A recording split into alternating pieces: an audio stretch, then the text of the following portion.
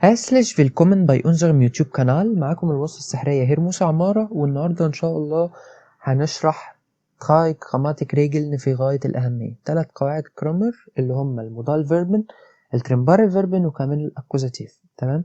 الأول بس خلونا نتفق على حاجة مهمة جدا. أول حاجة، الفيرب بيجي رقم كام في الجملة؟ يعني أي جملة في الألماني ربنا خلقها الفيرب بيجي فيها كام؟ رقم كام؟ رقم 2. حلو. دي أول حاجة. تاني حاجة، في تكنيك مهم جدا لازم تبقى عارفه، وهو زوبيكت وفيرب. زوبيكت وفيرب، زوبيكت وفيرب، أوكي؟ يعني فاعل وفعل، subject verb. فيرب دايما بيجي رقم 2. يعني مثلا عايز أقول أنا بلعب كورة. حلو. أنا بلعب كورة، والقلم الجميل بتاعنا بالتاتش باد أهو. إيش يعني أنا بلعب رقم 2 شبيلة وفوزبال، بلعب كورة. حلو. طيب تعالوا بقى نخش مع بعض كده في المودال فيربن. معانا النهارده 6 مودال فيربن. فولن ومشتن يعني عايز، حتى انا كاتبهم لك اهو باللغه بتاعتنا، يعني عايز. اوكي، وده هنشوفه واحنا بنحل اكتر. طيب كونن يعني يقدر، يعرف، يستطيع. تمام. müssen يعني لازم او يجب، بس دي بتبقى حاجه داخليه. يعني مثلا انا لازم اعمل الواجب. اوكي، انا لازم اعمل الواجب.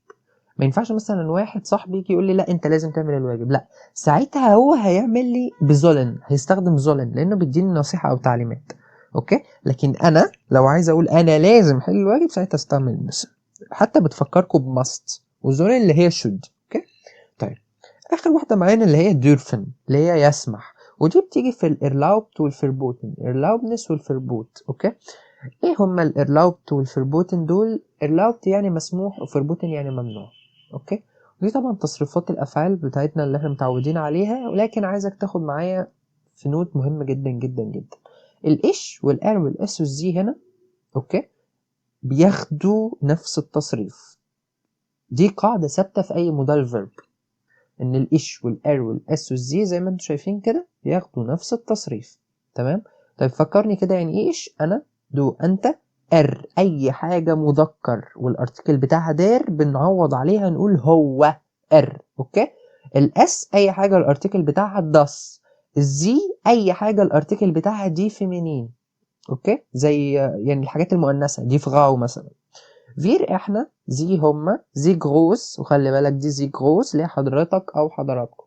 اير اللي هي انتم. ودي التصريفات بتاعت الافعال الجميله بتاعتنا، حاجه يعني في غايه السهوله، ما قلتش اي حاجه صعبه.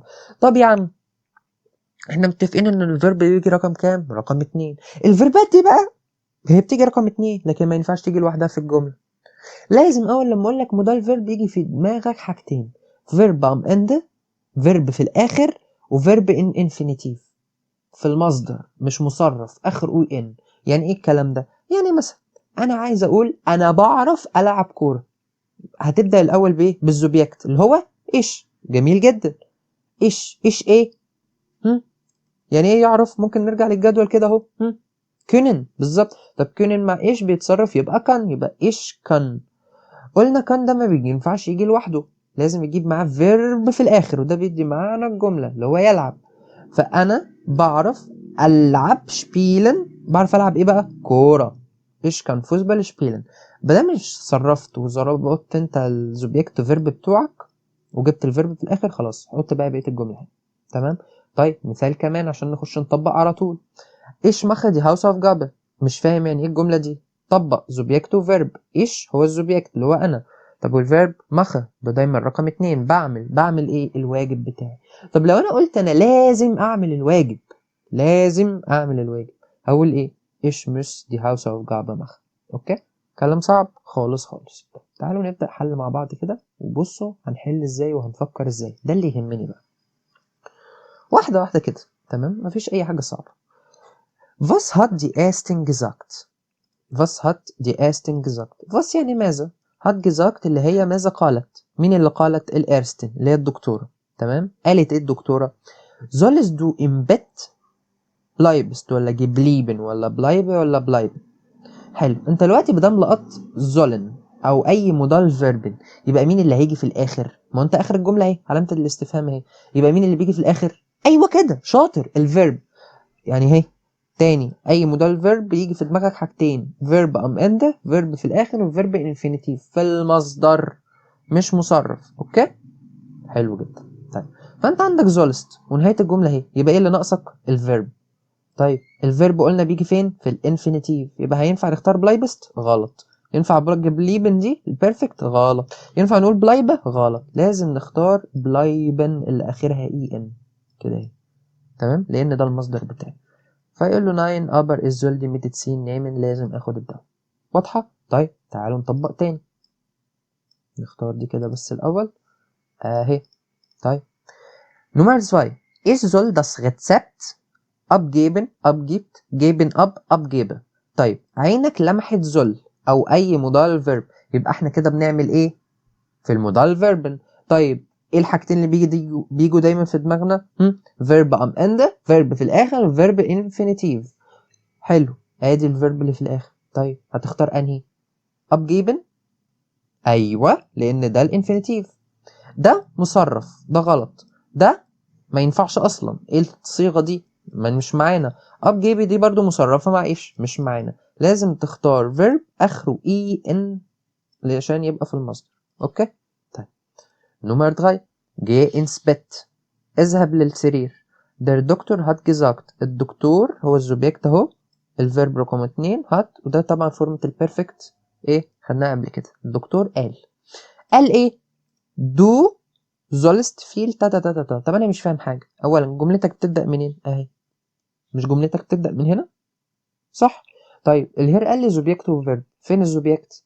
شاطر، الدو معناها انت. طيب مين الفيرب رقم 2 دايما؟ زولست، عاش جدا. طيب ده مودال فيرب، ايه اللي بيجي في دماغنا؟ جدع. الفيرب دايما رقم اللي هو سوري، ايه دايما اللي بيجي في دماغنا لما نشوف مودال فيرب؟ الفيرب بيجي في الاخر في الانفينيتيف، ام اند ام انفينيتيف. طيب نمشي مع الاختيارات واحده واحده. شلاف غلط، ده مش انفينيتيف. شلافن صح، عاش جدا. طيب شلافت لا، ده مش انفينيتيف. شليفس ده برضه مش انفينيتيف. اوكي طيب تعالوا ننقي كده الاجابات دي.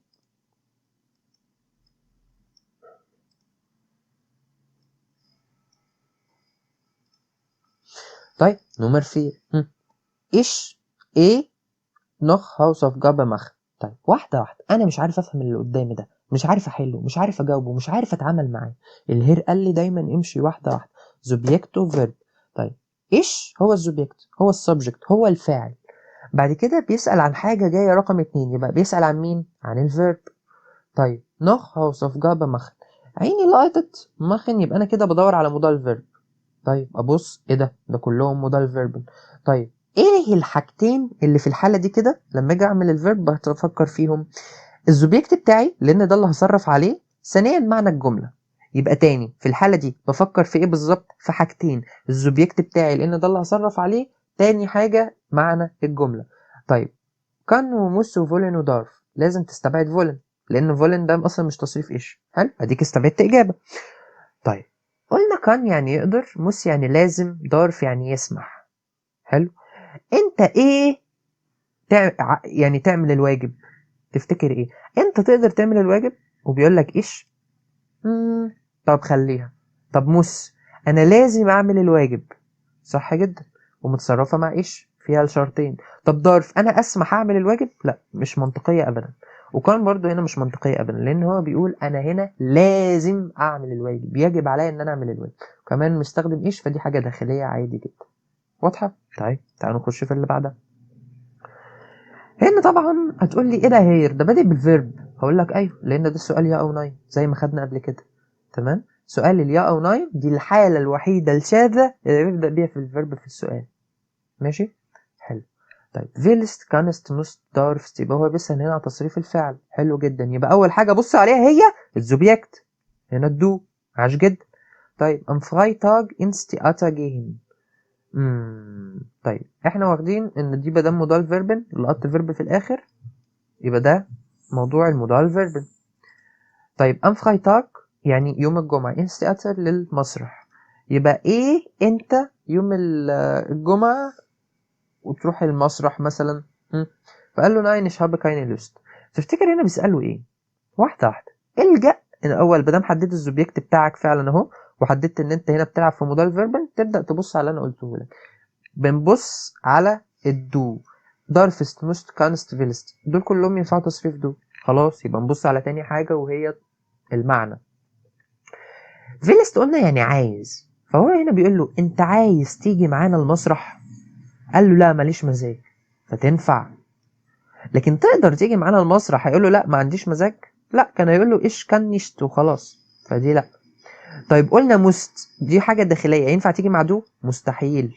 دارفست تسمح تيجي معانا ال المسرح؟ لا، احنا قلنا دارفست دي تيجي بس في حالة الإرلاوب والفربوت، الإرلاوبنس والفربوت، السماح أو المنع، فدي برضو غلط. فهمتوا كده بنفكر ازاي؟ طيب تعالوا برضو نعلم على الإجابات.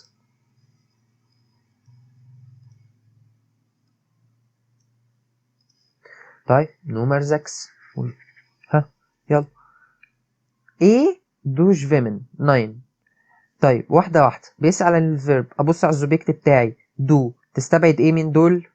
تستبعد أنهي؟ فكر كده. جدع، دارف طبعا مش معانا، وفيل برضو مش معانا لأن دي مش تصريفات دو أصلا. حلو، اتبقى لي إجابتين بدل 4 إجابات، اتبقى لي إجابتين. خلاص أبدأ أبص بقى على معنى الجملة. تقدر أنت تعوم ولا لازم أنت تعوم؟ تقدر طبعا. كمان قلنا موست دي بتبقى حاجة داخلية فما ينفعش تيجي مع الدو. اوكي حلو جدا. طيب ممكن نكتفي بهذا القدر، او مثلا ممكن نحل مثلا جملة عشوائية. تعالوا رقم 11. دي شولر الطلبة ايه nicht das Handy in der Klasse benutzen. جملة كبيرة جدا مجعلصة مش فاهم فيها حاجة. طيب امشي زي ما الهير قالك، سوبجكت وفيرب. مين السوبجكت؟ مين الفاعل؟ مين السبجكت؟ الطلبة. الطلبة ايه؟ وببص بعيني في اخر الجملة لقيت مودال فيرب.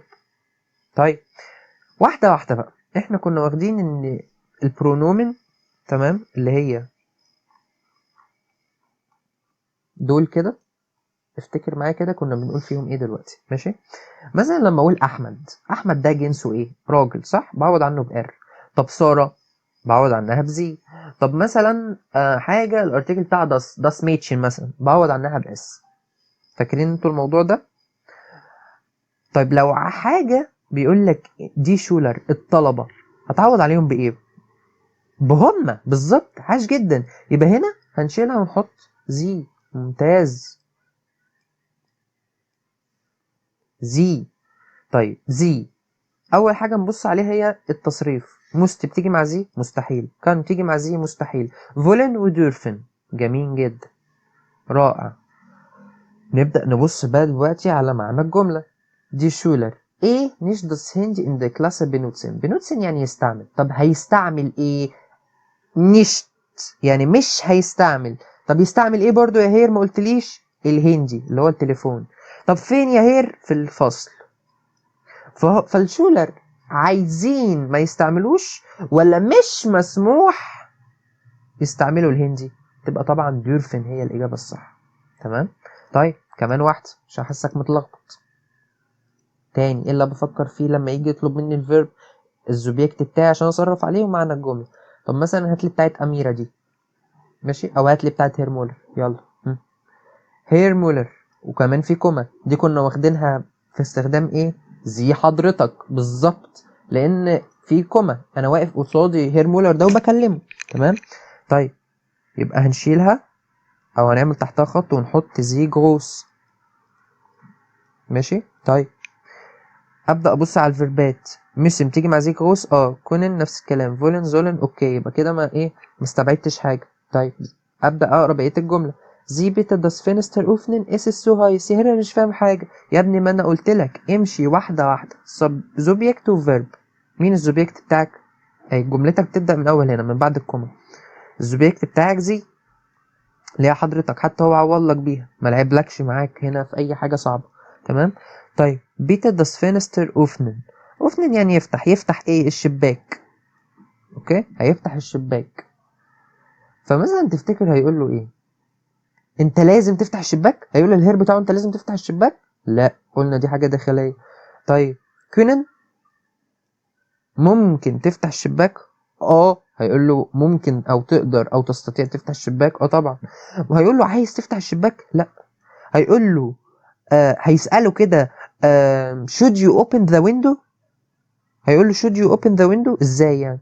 لا، هو هيقول له ممكن بعد اذنك تفتح الشباك، لان هو انا مش بديله امر او تعليمات، هو بيستأذنه. تمام، فهمتها كده؟ طيب تعالى اخر واحدة عشان نخش على اللي بعده. يلا. ها، أميرة أول حاجة بيسأل على إيه؟ على الفيرب، يبقى بفكر في حاجتين ملهمش تالت، الزوبيكت بتاعي ومعنى الجملة. طيب أميرة، أميرة دي إيه جنسها؟ ست. ست يعني دي، يعني زي فيمينين اللي هي. تمام، سواء بقى جاب لك أميرة دي فراو دي استن دي ليررين، أي حاجة مؤنثة الارتيكل بتاعها دي أو جنسها ست تاخد زي فيمينين. طيب أبدأ أبص على التصريفات. إيه ده يا هير؟ ده كل ده ينفع مع زي؟ اصحى يا باشا، دي ما تنفعش ودي ما تنفعش، صح؟ ودي ما تنفعش. إيه ده الإجابة طلعت اهي لوحدها من غير ما حتى أكمل بقية الجملة. أيوة يا حبيبي، ما هو ده تكنيك الحل الصح. تمام. طيب يا هير انا عايز افهم بقيه الجمله. طب حلو جدا، مين الزوبيكت بتاعك؟ اميره. موس لازم تعمل ايه؟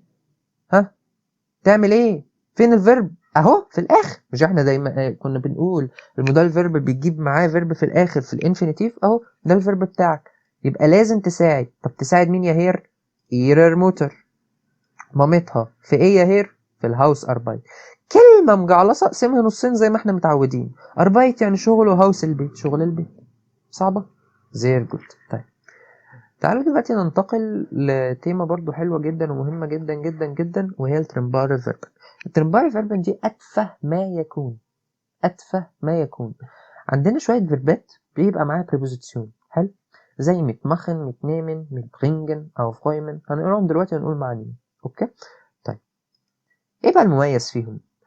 شايفين أنا حاطط النقطة دي، طبعا أنا حاططها لكم عشان أسهل عليكم الشرح. في مقطعين عندي، البريبوزيسيون والفيرب شخصيا. احنا قايلين مين دايما اللي بيجي رقم 2 في الجمله يا هير؟ بالظبط، الفيرب شخصيا. طب ده يا هير اعمل فيه ايه؟ ارميه في اخر الجمله، ارميه في اخر الجمله. ده هنشوفه في الحل دلوقتي. يعني مثلا فيرب زي انغوفن. حلو، لو عايز اقول انا بتصل مثلا بموسى، ماشي، عايز اقول انا بتصل بموسى، اقول ايه؟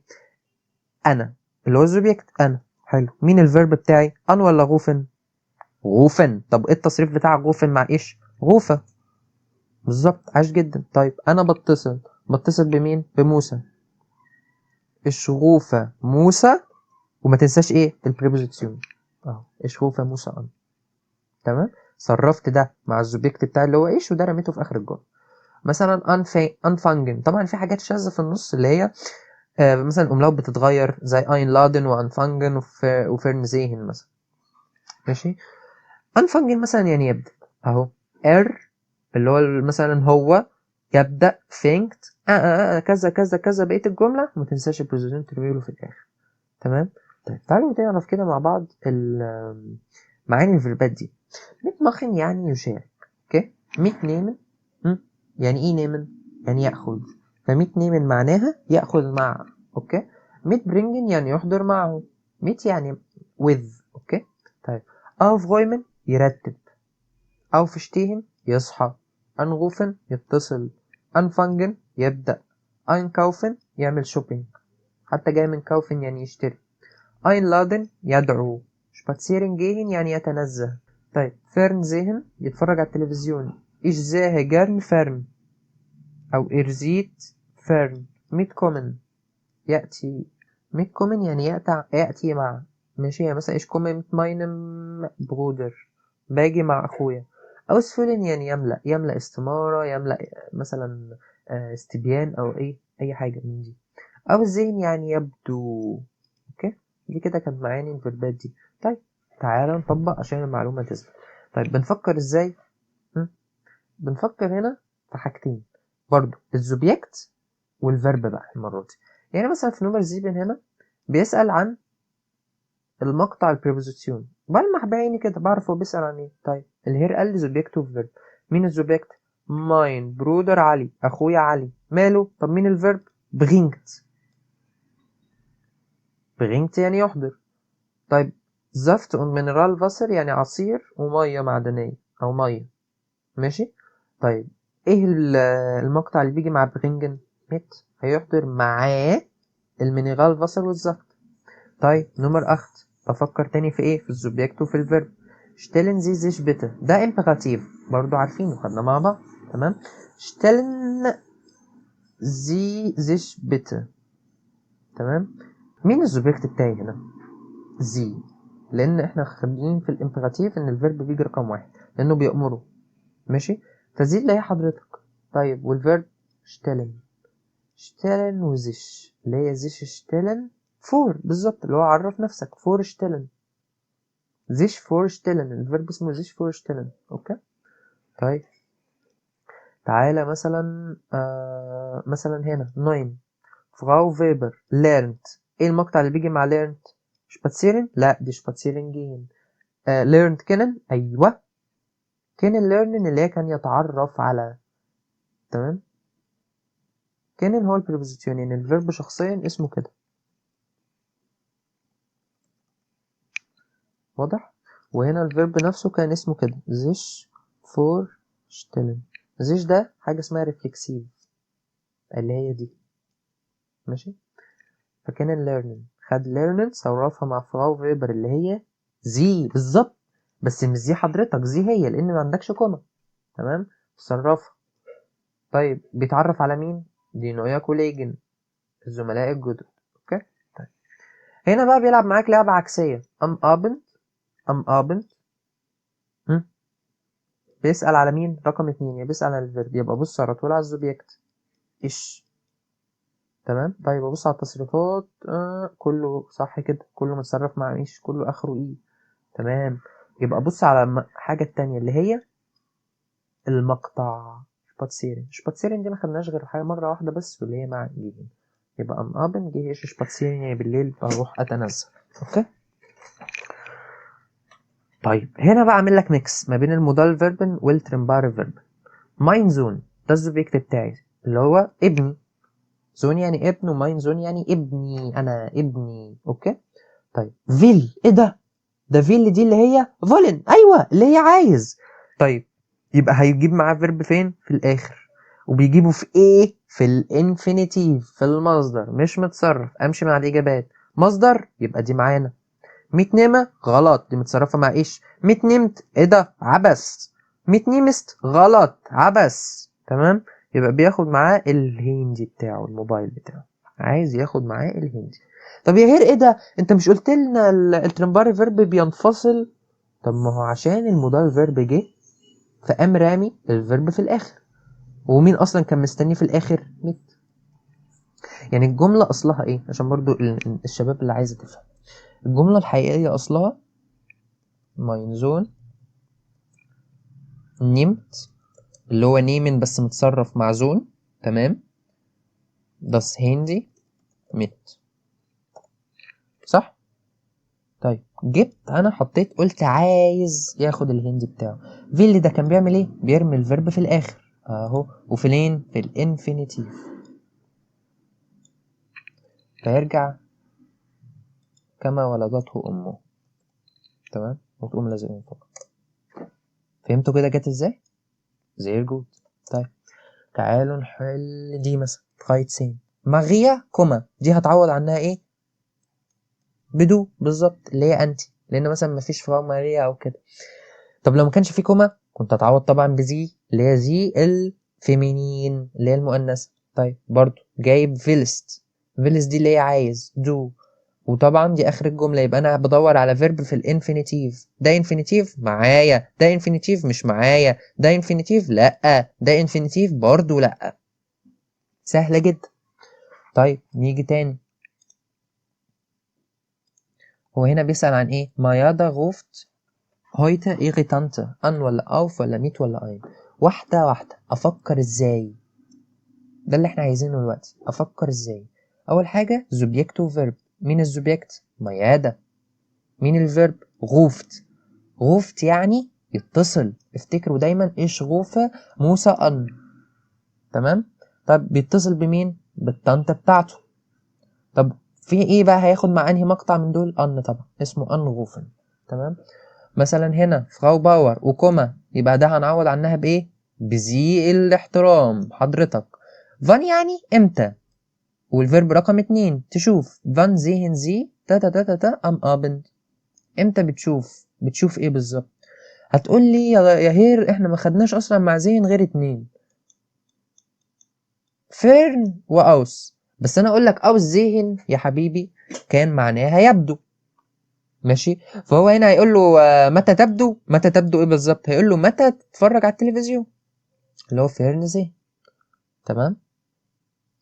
طيب نبدأ دلوقتي بالأكوزاتيف. الأكوزاتيف ده ببساطة يا صديقي الصدوق، لازم عشان تفهمه تفهم معايا الكلام اللي هقوله لك دلوقتي ده.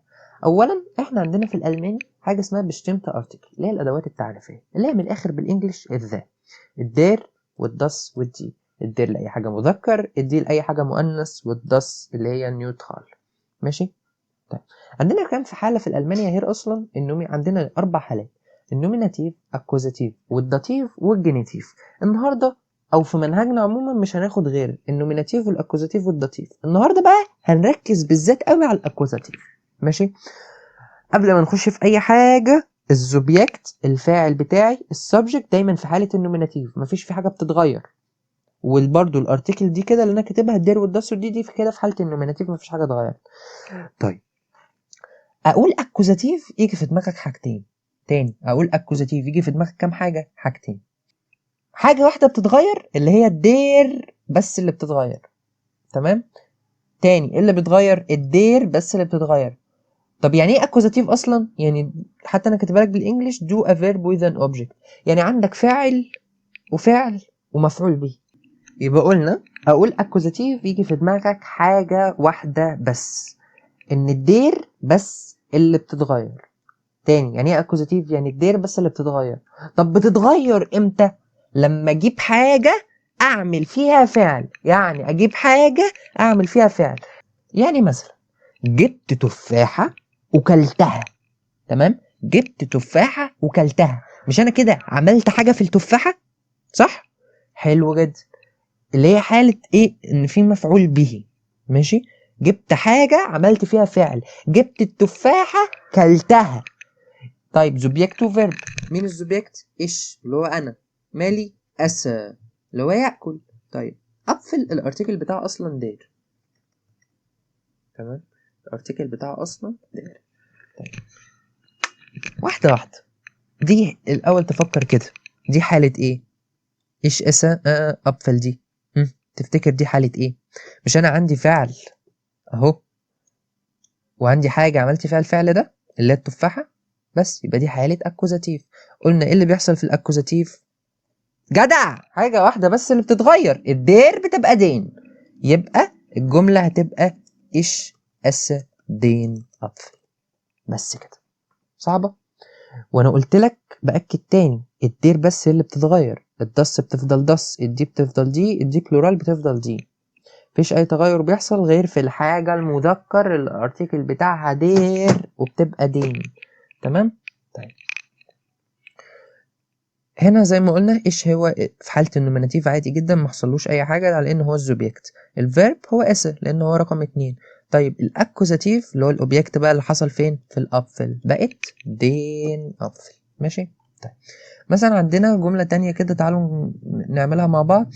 ايش شغايبة ايه هاوس اوف جابا. هاوس اوف جابا دي الارتيكل بتاعها دي. هل الدي بتتغير؟ لا، مع ان دي حالة اكوزاتيف، انا بكتب الواجب، جبت الواجب وكتبته، لكن دي ما بتتغيرش فهتفضل دي.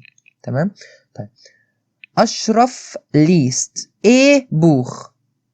طيب ده برضو حالة اكوزاتيف، اشرف بيقرأ الكتاب، اشرف جاب كتاب وقراه. صح. عندي فيرب يبقى تشك ان في حالة اكوزاتيف، عندي فيرب يبقى تشك ان في حالة اكوزاتيف. حلو. طيب داس بوخ، هل الداس بتتغير؟ لا، يبقى تفضل داس زي ما هي. تعالوا بقى نحل الايه، الاكسرسايز الجميل ده كده واحدة واحدة مع بعض. يلا.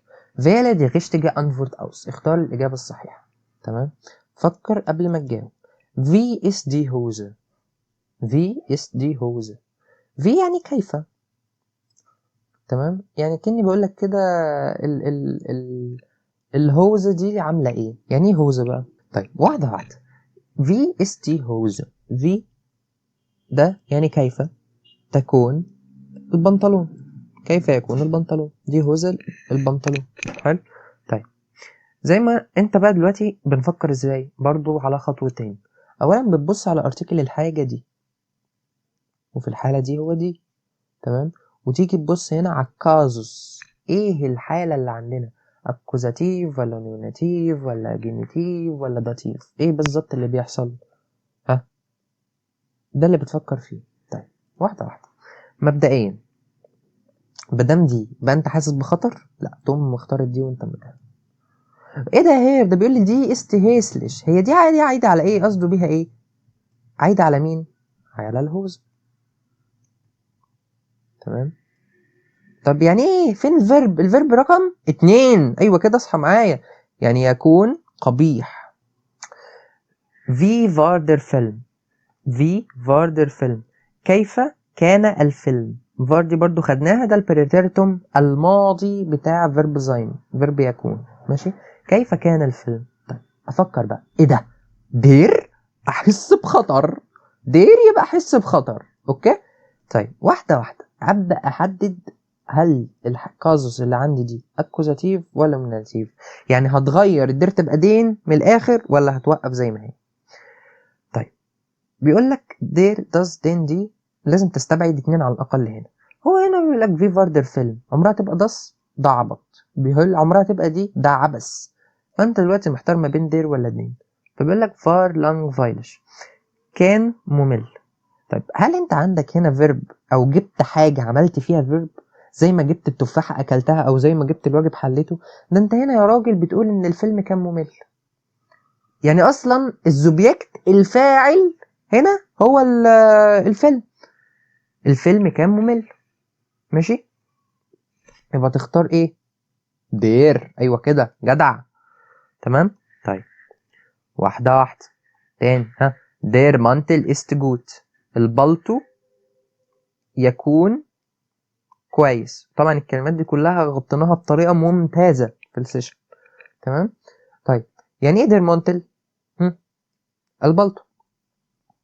الارتيكل بتاعه دي اول حاجه بفكر فيها، الدير يبقى احس بخطر. ماشي.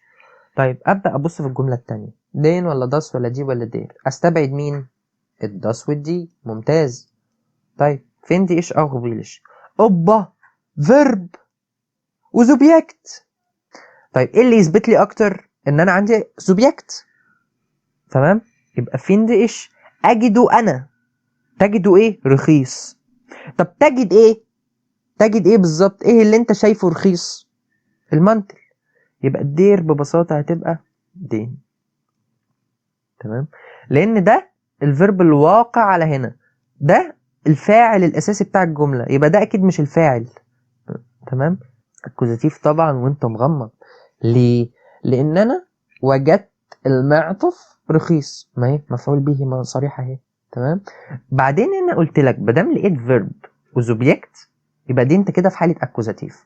بدام في زوبيكت وفيرب خلاص يبقى انت في حالة اكوزاتيف. ماشي. طيب تعال نتمرن اكتر. في فيندس دو داس كلايد، ايه ده هير؟ مش فاهم حاجة. طيب واحدة واحدة. كيف؟ مين دايما بيجي رقم 2؟ الفيرب يا هير. حلو. ده رقم 2 اهو، فيندست يبقى تجد. مين الزوبيكت؟ دو، انت. يبقى كيف تجد الايه يا هير دي داس كلايد، حتى لو مش عارف هتعرف تجاوب. تيجي نشوف اهي. مبدئيا الارتيكل داس. طيب هل احنا دلوقتي خدنا اي حاجة للداس انها بتتغير؟ لا، يبقى شكرا. وانت مغمض اهو. طيب يا هير انا عايز افهمها معلش. حاضر عيني. مين الفيرب؟ ist يكون. تمام. فتكون doch zu zweit. يكون هنا هل انت لقيت زوبيكت تاني في الجملة؟ لا، بالتالي كلايد هنا هي الزوبيكت، فبالتالي هتفضل das لانها في حالة نوميناتيف عادي جدا. Wie findest du meine Jacke؟ كيف تجد انت الجاكيت بتاعي؟ شايفه عامل ازاي يعني؟ فايه ist schön، جميل. ايه ده يا هير؟ انا مش لاقي زوبيكت، يبقى دي حالة نوميناتيف.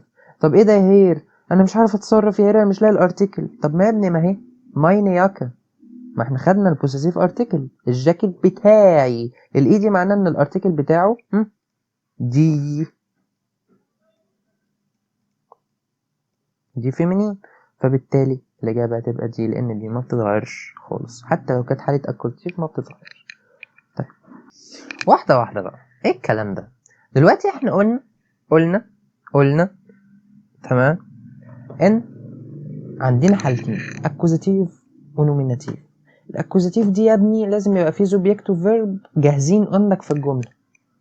ومين اللي بيتغير في الحاله بتاعت الاكوزاتيف دي؟ الدير بتبقى دي. طيب تعال نفكر بقى. في فيندس دو ماين ابفل، كيف تجد التفاحه بتاعتي؟ ماشي، كيف تجد التفاحه بتاعتي؟ فرد عليه قال له دين ولا دير است زير ليكر. طيب مين يا هير؟ بس انا مش فاهم حاجه. طيب قلنا سوبجكت وفيرب. طيب يا هير انا لقيت الفيرب دايما بيبقى رقم 2، وانت كان عندك حق اهو، يكون. زير ليكر يعني لذيذ جدا، لذيذ. تمام، كان لذيذ. ماشي، طعمها حلو يعني. طيب في عندك سوبجكت؟ لا، يبقى ده هو السوبجكت. طيب ماين ابفل، الارتكل بتاع ابفل دير، يبقى بمنتهى البساطه. لكن لما ننزل بقى للجمله اللي تحت، بيقول لك في فيندس دو ماين ابفل كيف تجد التفاحه بتاعتي. طيب يا هي انت لي سوبجكت وفيرب، فين رقم 2؟ اهو ده رقم 2 اهو، ده الفيرب بتاعي. طيب ايه ده؟ هي ايش بتعمل ايه هنا ده؟ ده السوبجكت بتاعي، يبقى فين ده ايش اجده انا لذيذ. طب تجد ايه يا عم الباشا؟ اجد التفاحه لذيذه، لان انت بتجد التفاحه، ده مفعول به. تمام، جبت التفاحه ووجدتها لذيذه، عملت فعل اهو في التفاحه، فهتبقى الدير هتبقى تحول لدين.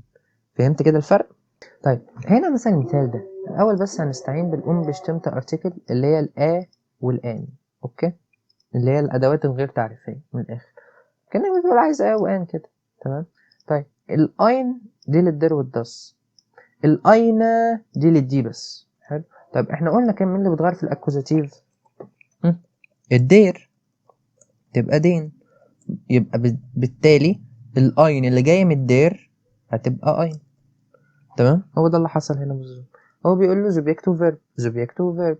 ايش هو السوبجكت؟ الفيرب براوخه، محتاج ايه؟ قلم جاف، وده الارتيكل بتاعه دير، اللي هي تترجم تبقى اين. وفي هنا بقى عندك سوبجكت وفيرب اصلا، يبقى دي حاله اكوزاتيف. بالتالي الاين والدير دي هتبقى دين، والاين دي هتبقى اينن. ماشي. طيب فبيقول له نيم ضخ، ودي حاله امبيراتيف. واحنا كنا واخدين الامبيراتيف ان انا بامر واحد قدامي، بقول له مثلا خد انت. تمام، فبقول له، هيقول له ايه؟ خذ. مين اللي هياخذ؟ انت. هياخذ ايه؟ الكوجل شرايبر. يبقى دي حاله اكوزاتيف، لان انا عندي سوبجكت وفيرب. السوبجكت اللي هو انت، بس احنا ما بنكتبوش لان ده امبيراتيف، ده قاعده الامبيراتيف. والفيرب اللي هو نيم، اللي هو نيمن، اللي هو ياخذ. فتبقى ببساطه شديده جدا دي. طبعا دي مستبعده ودي مستبعده.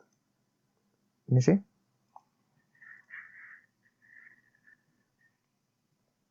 مثلا دي في فين زي دي بلوزه، بنبص على الارتكل لقينا دي، شكرا.